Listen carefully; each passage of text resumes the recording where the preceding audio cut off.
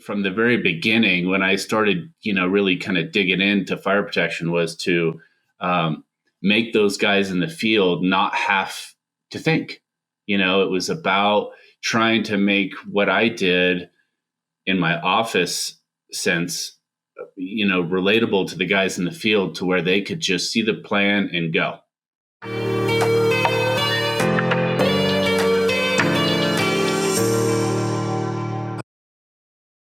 Well, hello, Ryan. Thanks for coming on the Fire Code Tech podcast. You bet. Awesome. Well, I start every episode with the same question, which is, how did you find fire and life safety? Well, it's a unique situation. Going to college at Denver Institute of Technology, a really good friend that I had met through college. His father was the vice president of Western States Fire Protection here in the Denver metro area. And right out of college, I end up, getting a job working for a civil engineering firm downtown Denver. And after being there for a few months, I thought it was great at first. I was on the 45th floor of a skyrise downtown and window view and everything, but I really didn't love the job. So I started looking. I started looking around to see what I could do, and called up my buddy one day to just hang out. He was still working, living at home, and his dad answered the phone and said, "Hey, what do you think about coming down and checking out Western States?" So I went down there, and long story short, I ended up taking the job with him, and I'm glad I did. I fell in love with it, and I still love it to this day. So. That's awesome. So what was it what specifically did you find that you really enjoyed about it when you first got into it? Was it the detail and like the level of granularity, or what part of it really piqued your interest when you were just starting to get into it? I really did love the detail about it, but I really did enjoy, I was a project manager and a designer. So I was able to design it from nothing and go out into the field and seeing it being installed, have that feedback from the field, talk about what went right, what went wrong. I was able to learn a lot from that experience. And it just, I have this ability to want to make everything, like, to do my very best. And my goal from the very beginning, when I started, really kind of digging into fire protection, was to make those guys in the field not have to think.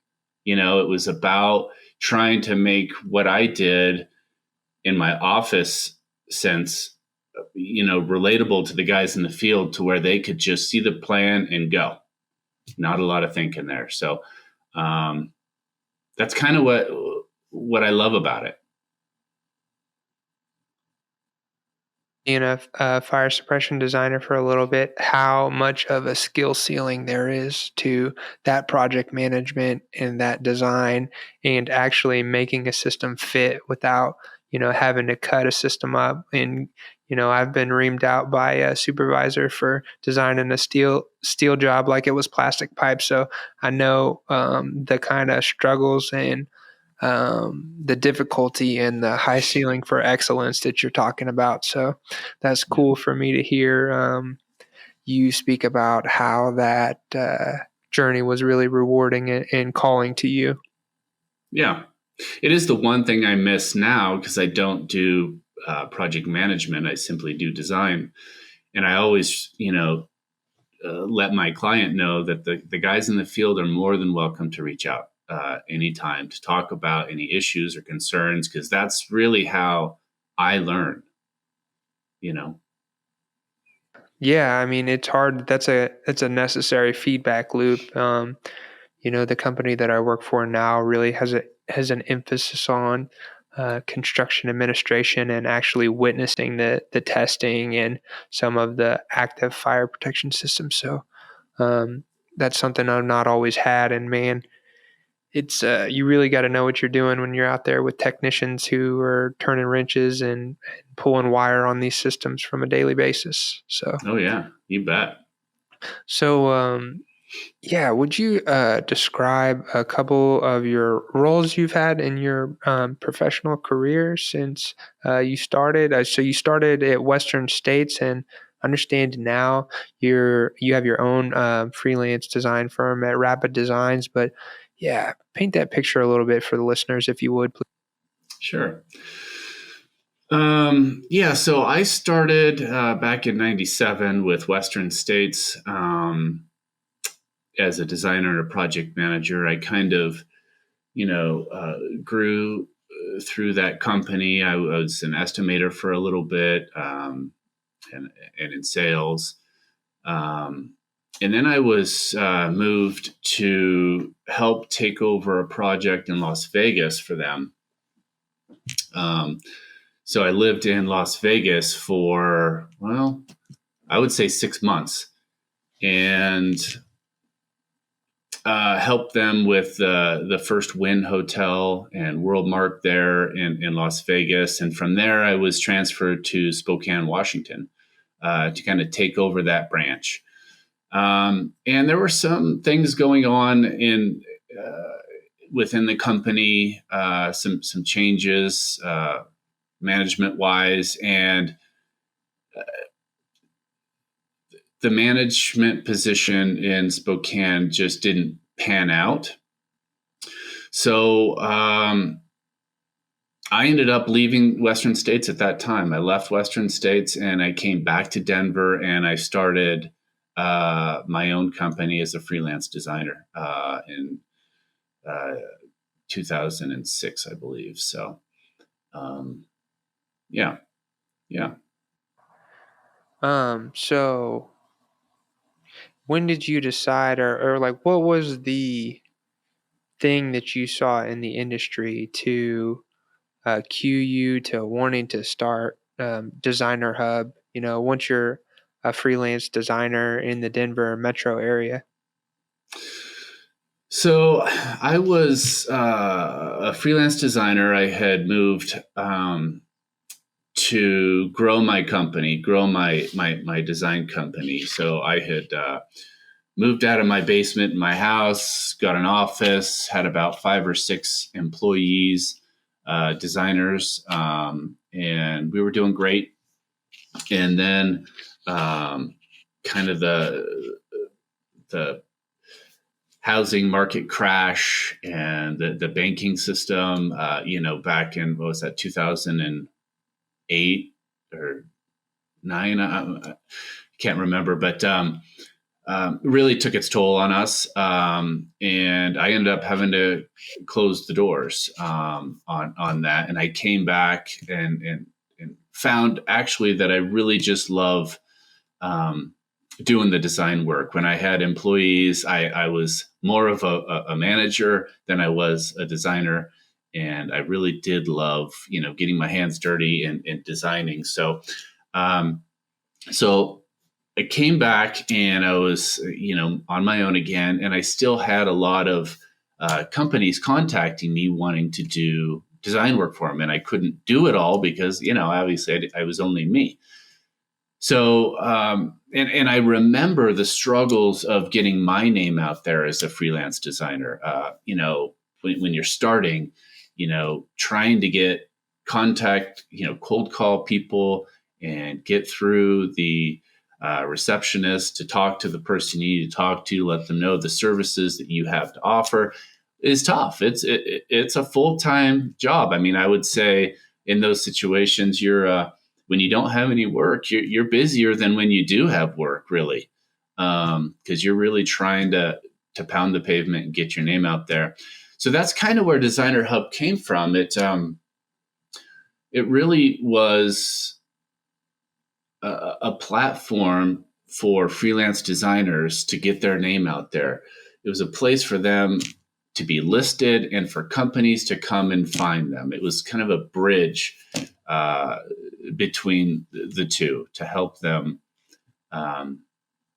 really find the folks that were out there and do a little research on them as well. So, with Designer Hub, you can put example drawings up there, background history of yourself, resume, whatever you feel like is necessary to get your name out there.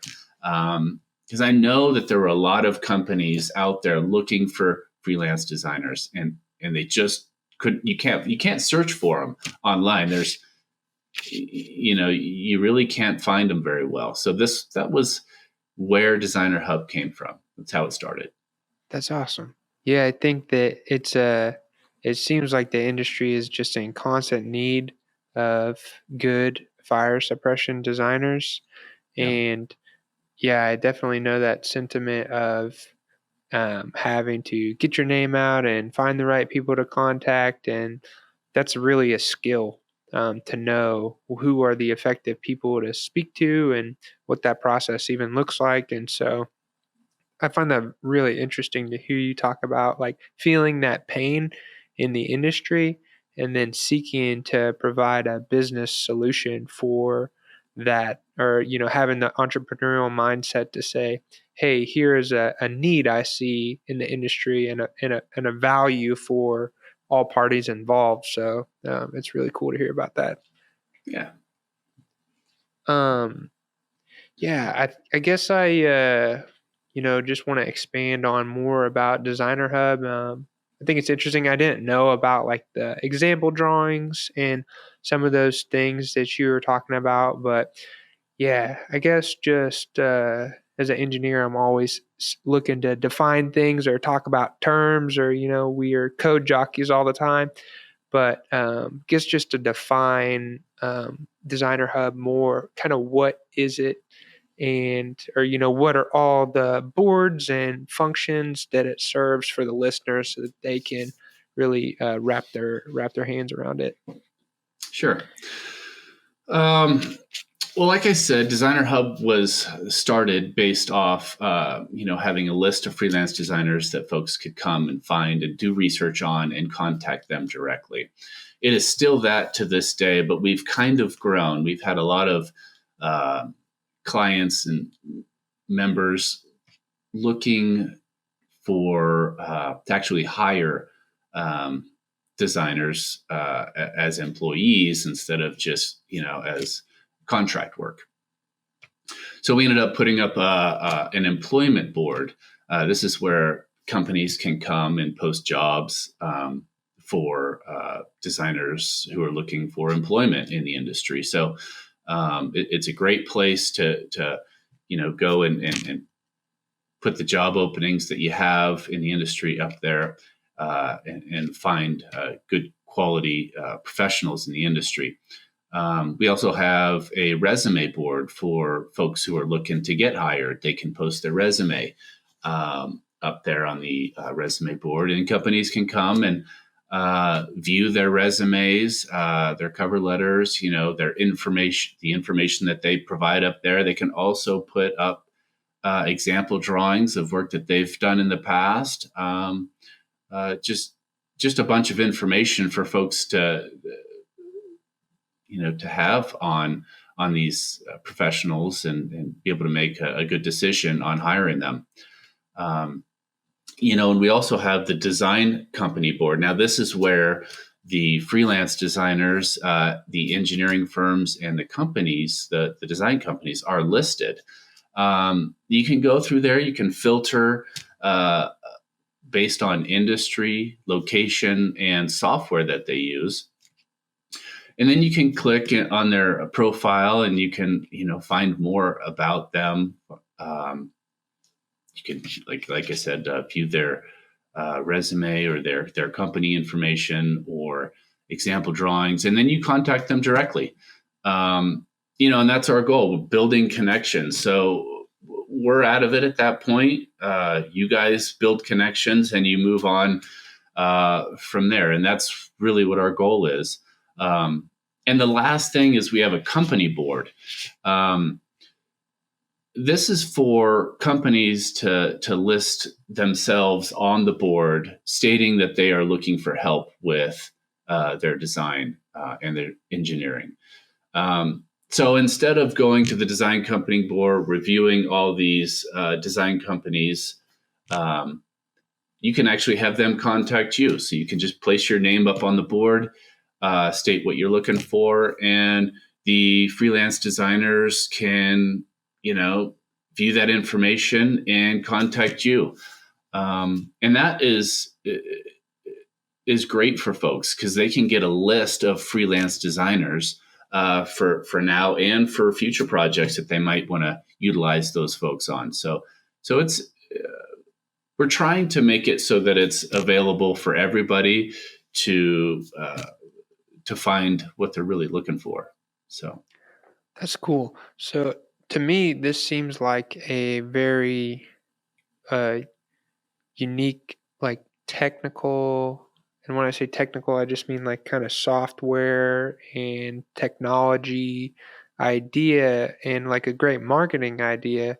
Where did you get your proclivity or interest for like websites and technology? Because I feel like this is a topic that sometimes is a deterrent for people. They don't want to, right. it's complexity and they don't want it. So, where did you first get this kind of, you know, interest in kind of tech and websites and marketing? I think it first just started with the idea of Designer Hub.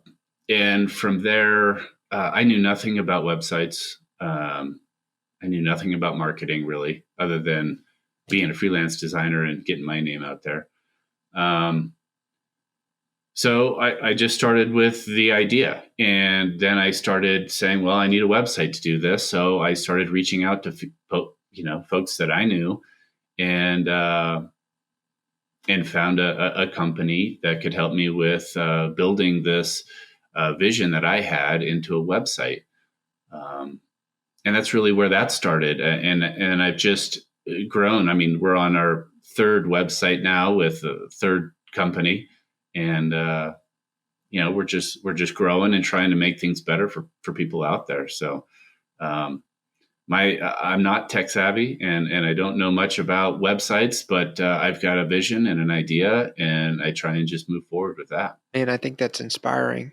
I think that's inspiring to see something and, I love that. And I think, um, being somebody who's a designer or I see it in engineers, but I also see it in construction a lot.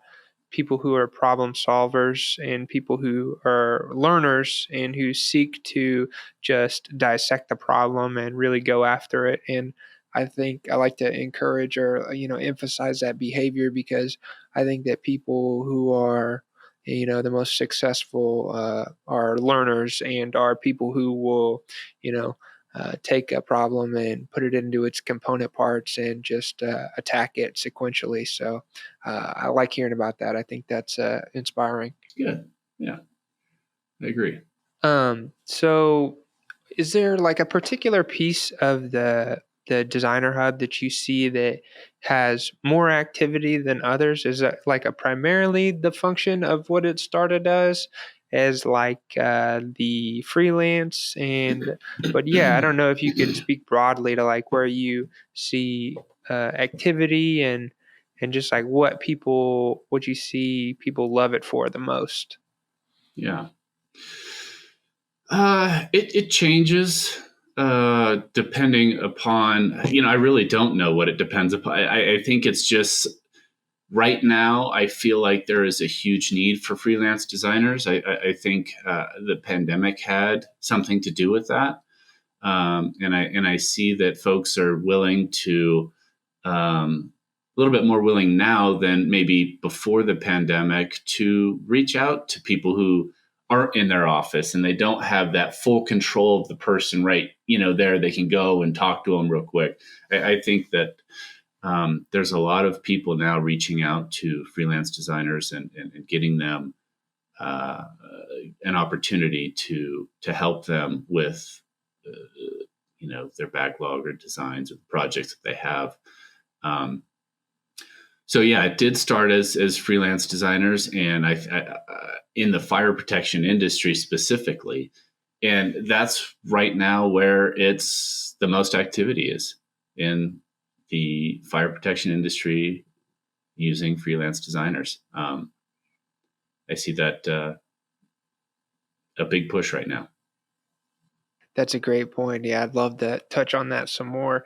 I'm sure the pandemic really was quite a definitely a change, but I would suspect also a bump to activity for Designer Hub with the inflation and a lot of people changing roles, and so I'm sure that that was a big change. But yeah, it was how was the pandemic and how did that affect Designer Hub?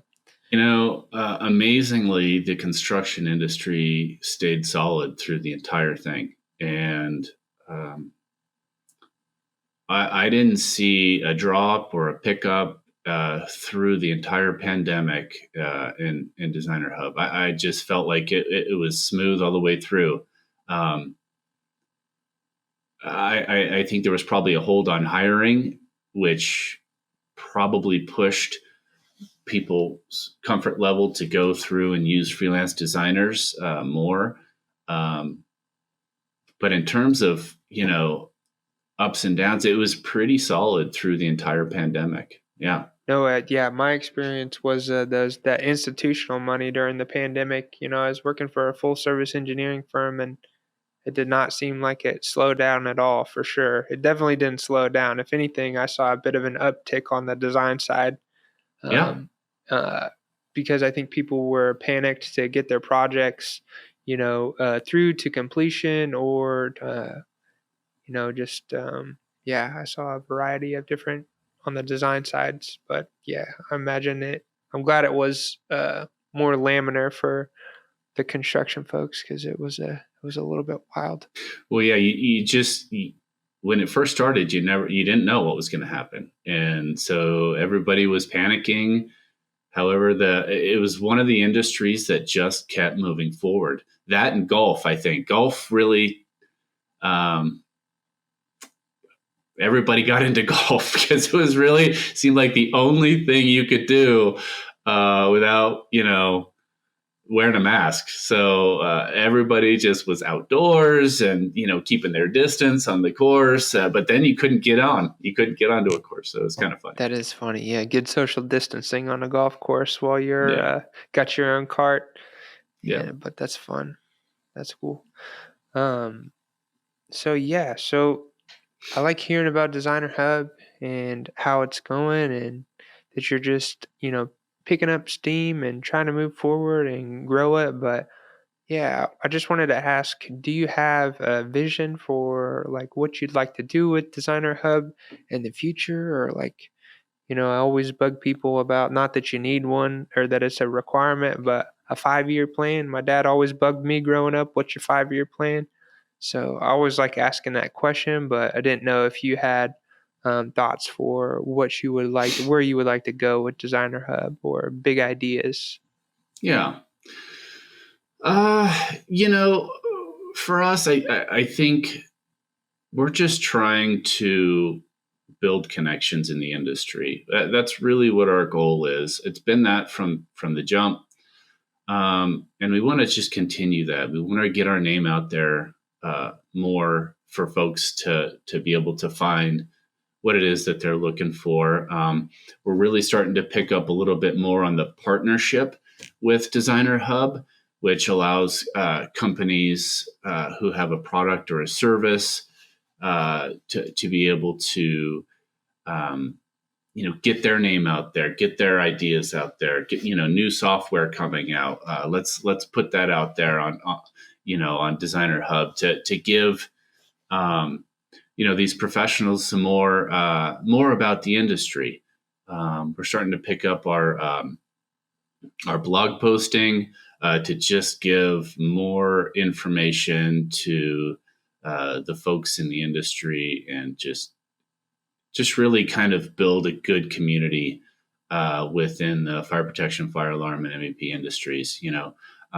That's one of the reasons why we stuck with just those 5 industries. It's really, if you think about a building, those 5 folks are coordinating everything above a ceiling, and they're typically in a room on a new construction, or on a Teams meeting or whatever, coordinating together. And it's it's one of those things where I could be an HVAC designer for years, and I could switch over to a fire protection designer pretty quickly if you know software. If you know that software, you can move over to something else, pick it up pretty quickly. And so you can switch industries like that fairly quickly, and not skip a beat. So that's kind of why we've stuck with those 5 industries.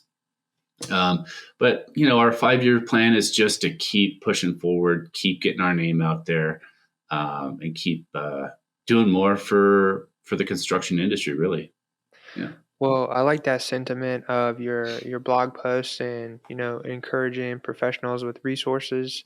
But as a professional yourself, who's been a designer, what would you recommend for people? What do you use to intake information about the industry? Do you have any recommendations in that light? Obviously NFPA is a huge resource for folks in the design industry and the fire protection industry. So that's a great resource. NFSA is an incredible resource to get information and help with your design or any questions that you might have. So those 2 right there would be great. NICET certification, becoming NICET certified is a great tool to help folks in the industry. So, and really just, I can't stress enough how much I've learned over the years talking to folks in the field, professionals who are installing what you're designing in the field it's imperative. It's understanding how those guys are doing what they're doing on a daily basis to be able to be a really good designer. You have to know that. That's awesome. Yeah, that's Yeah. good. I think that everything looks good on paper, so it's so easy to just put a fancy looking drawing down and move on with your life. But where what I see as the um, a really higher level of excellence and just of a professional is understanding system reliability, system routing from the perspective of somebody who installs a system, and just having a greater depth and breadth of how to install these systems with excellence, and just not being okay with designing the code minimum and moving on with your life and doing it under budget. I think that it's easy to be in that mindset. I think there's a lot of people in the industry who, it's common, so it's easy to just accept. But I like hearing about trying to push the envelope and trying to be really good and trying to design the systems better and better. So I think that's a good tip. Yeah, it's the best compliment I can get if a guy in the field says, that was the best project I've had. It just makes you feel good, and that if those guys in the field are ripping through it and they're putting it in, and they're not having to think a lot, they're just ripping it. That you're going to have a project at the end of the day that comes in under budget, because that's the guys in the field. That's where the time is and the money is spent. Really, if they're having to sit and think about a lot of what's going on, you're losing. So yeah, that labor side of things it's definitely a whole different beast. Yeah.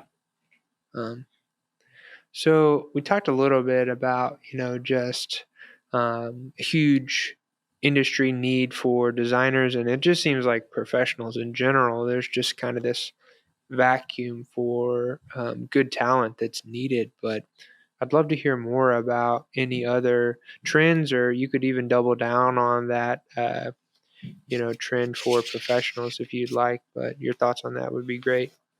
In terms of new talent coming up, and folks getting into the industry, it's it's important. It's important to keep innovating, keep uh, having that young talent come up, and um, it, I came from a tech school, so I kind of knew the direction I wanted to go in high school. Uh, and I ended up moving to Colorado for Denver Institute of Technology. And um, I fear that we're having less and less tech schools out there. And I hope that that changes because it was a great way for me to study what it is that I love and what I wanted to do. And I think that if we have more of those types of schools out there for kids in high school to get involved in, it's not. It's a different path than a traditional 4 year college.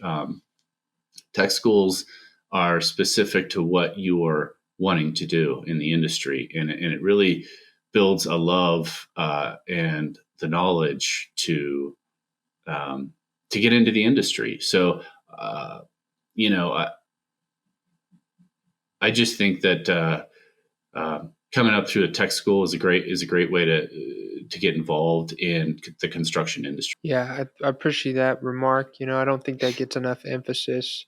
I think that people are really starting to look at alternatives for education right now, with education prices being what they are. So I think that's a good reminder for people who, maybe, have interest and want to be a fire sprinkler designer, but are just not sure that they have what they need to go out there and get that role. That Yeah, might be an avenue that they could look at. yeah. It's I went to Denver Institute of Technology. It doesn't exist anymore. It was it closed down, but it was a great school and opportunity for me. I was able to go to school full time and work full time and get through it all. And I had a job before I graduated, and it was really a pathway for my career. And so I hope that people know that those are out there. Find them, and if you have a passion with drafting or design or anything like that, look at tech schools. They're a great way to get into the industry. They really are. Yeah, I think that's a great point. I mean, you know, when I was going to school, I was just thinking, all I want is a job. All I want is a job. And it's like, if you're thinking of, you don't want to take on a bunch of huge mountain of debt by going to some Yeah. 4-year college, and you want a job and you want an industry that has a lot of opportunity, I think that's an absolute fabulous recommendation. I think that a lot of people, myself included, didn't know what they were doing going into school. So, Right. um, best to minimize the impact and increase your opportunity cost for getting involved with something that has a lot of promise. But I think that's a good remark. Yeah. Well, it wasn't my first direction. Right out of high school, I had a small scholarship for baseball. So moved to Southern California and played baseball there for a very short period of time when I realized very quickly that I wasn't going to be a professional baseball player in my life, and realized that, hey, I do love drafting and design. I did it for 4 years in high school. It was my senior project that I put together on computer aided drafting that was just tipping the surface back then. It was still DOS based. So, the industry has come quite a long ways since then. So, um, That's yeah, just awesome. you just got to follow your dreams, follow your gut, and just keep moving in life. It'll put you in the right location. Yeah, it's the truth. You just got to keep plugging along. And if you're passionate and you want to do a good job, I'm just convinced that given a long enough time horizon, you'll find opportunity if you are willing to put the work in. Yeah, you bet. But anyways, Ryan, I think that's a good note to end on, unless you have anything else you'd like to talk to. But yeah, thank you again for speaking with me on the show. You bet. Yeah, I just want to end by saying I encourage everybody to check out Designer Hub. Come take a look at it. It's a great resource for folks to find what they're looking for, and a lot of people don't know it is free to join Designer Hub. If you are a freelance designer, it's not, but everyone else, it is free. It's free to post your resume. It's free to apply for jobs as if you're looking for employment. So, come on, take a look. If you have questions, feel free to reach out. Our phones are always open. So if we don't happen to answer, we'll call you right back. But shoot us an email, whatever. We're here to help and grow the industry.